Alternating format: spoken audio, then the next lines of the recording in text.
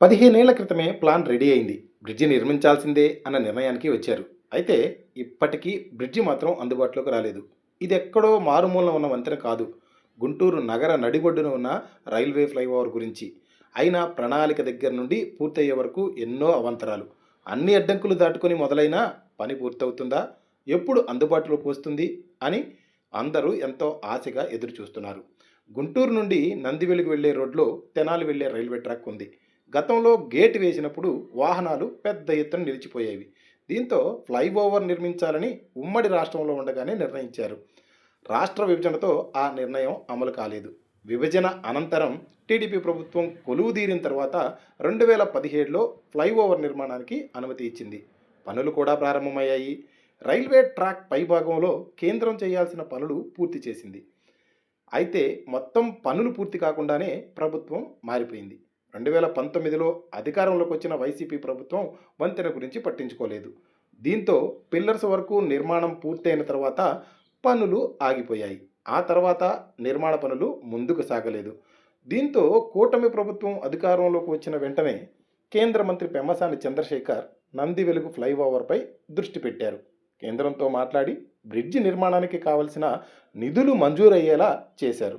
30 కోట్ల రూపాయల నిధులు శాంక్షన్ కావడంతో నిర్మాణ పనులు తిరిగి మొదలయ్యాయి. ఏడాది కాలంలో వంతెన అందుబాటులోకి తీసుకురావాలని ప్రణాళికలు రూపొందించారు. అందుకు అనుగుణంగా పనులు సాగుతున్నాయి. 2026లో ఫ్లైఓవర్ అందుబాటులోకి వస్తుందని అధికారులు చెబుతున్నారు. అయితే నిర్మాణం మధ్యలోనే ఆగిపోయిన బ్రిడ్జికి అనుమతులు, నిధులు తీసుకురావడానికి చాలా కష్టపడాల్సి వచ్చిందని కేంద్ర మంత్రి పెమ్మసాని చెప్పారు. గతంలో రాష్ట్ర ప్రభుత్వం ఇవ్వాల్సిన నిధులు విడుదల చేయకపోవడంతో కాంట్రాక్టర్ వెళ్ళిపోయాడని, తిరిగి కేంద్రం నుండే నిధులు తీసుకొచ్చి పనులు ప్రారంభించినట్లు తెలిపారు. ఏది ఏమైనా పనులు మొదలు కావడం, ఏడాదిలోనే పూర్తి చేస్తామని చెప్పడంపై స్థానికులు హర్షం వ్యక్తం చేస్తున్నారు. కేంద్ర మంత్రి పెమ్మసానికి కృతజ్ఞతలు చెబుతున్నారు. పట్టిన పట్టు వదలకుండా పెమ్మసాని ప్రయత్నించడం వల్లనే నందివెలుగు బ్రిడ్జి సాకారమవుతుందని అంటున్నారు. రోజున 31 కోట్ల రూపాయలతోటి 2014లో అప్పుడున్నటువంటి కూటమి ప్రభుత్వం, తెలుగుదేశం ప్రభుత్వం శాంక్షన్ చేసేది 31 కోట్లు. ఇందులో 13 కోట్లు సెంట్రల్ శాంక్షన్, 18 కోట్లు రాష్ట్ర ప్రభుత్వం భరించాలి. అయితే 13 కోట్లు సెంట్రల్ ఇవ్వాల్సిన డబ్బు ఇచ్చారు. స్టేట్లో ఇవ్వాల్సిన 18 కోట్లలో 10 కోట్లు కూడా చంద్రబాబు నాయుడు గారి ప్రభుత్వం ఆ రోజు పే చేసింది. ఇంకా 8 కోట్ల రూపాయలు మాత్రమే మిగిలి ఉన్నాయి. ఆ 8 కోట్ల రూపాయలు పెండింగ్ బిల్లులు కనుక ఇచ్చుంటే మిగిలిన బ్రిడ్జ్ కంప్లీట్ అయ్యేది. ఆ రోజున గవర్నమెంట్ మారిపోయింది. అయితే 2014లో బ్రిడ్జ్ శాంక్షన్ అయినా కూడా పని మొదలవ్వటానికి 2017 పట్టింది.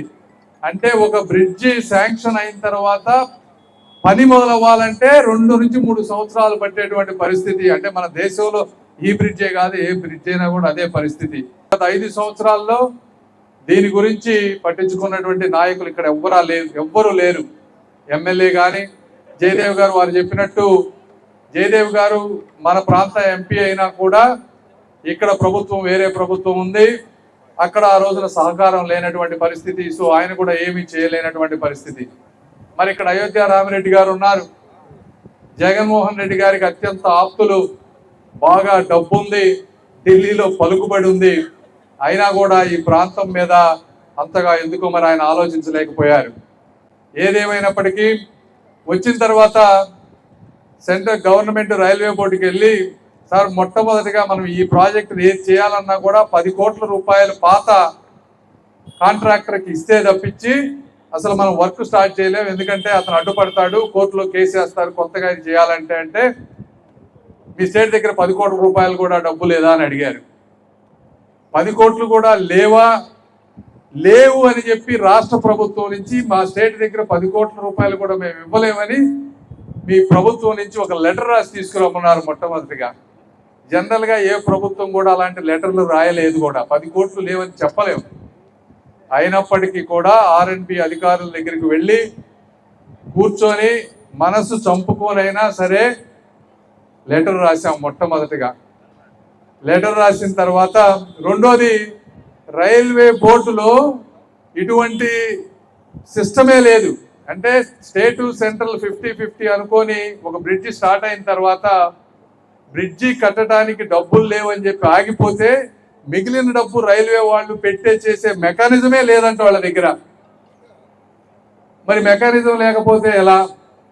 మినిస్టర్ల దగ్గర కూర్చొని సార్ ప్రతిదీ కూడా ఎక్కడో అక్కడ స్టార్ట్ అవుతుంది, మా దరిద్రం ఇక్కడ ఆంధ్రప్రదేశ్లో ఇలాంటి వాటితో స్టార్ట్ అవ్వాల్సి వస్తుంది, దయచేసి ఇది చేయకపోతే ఇక్కడ ట్రాఫిక్ ఎంత ఉంది, ఈ ప్రాంతంలో ఫోటోలు అన్నీ తీసాం, ఇక్కడ అన్ని పిచ్చి మొక్కలు మెరిగి ఒక పొలం లాగా తయారైంది, ఫోటోలన్నీ తీపిచ్చి సార్ ఇది గుంటూరు నడిబొడ్డున మొక్కలు మెలిచి ఈ విధంగా ఉంటే మీరు ఇక్కడ సెంటర్లో మీరున్నారు, మీకు చెడ్డ పేరు వస్తుంది, మేము వచ్చాం మాకు చెడ్డ పేరు వస్తుంది, ఎంతో కొంత మీరు పెద్ద మనసుతోటి కొద్ది గొప్ప ఎక్సెప్షన్స్ తీసుకొని ఇది చేస్తే అవుతుంది అంటే వాళ్ళు సహకరించి ముందు 10 కోట్లు వాళ్ళకి పాత బిల్లులు పే చేసిన తర్వాత మళ్ళీ ఫ్రెష్గా దీని ఎస్టిమేట్స్ ఇంజనీర్లు అందరూ కూర్చొని ఎస్టిమేట్స్ వేస్తే ఇప్పుడు మళ్ళీ 36.9 కోట్లు అంటే 37 కోట్ల రూపాయలు ఫ్రెష్గా అయింది.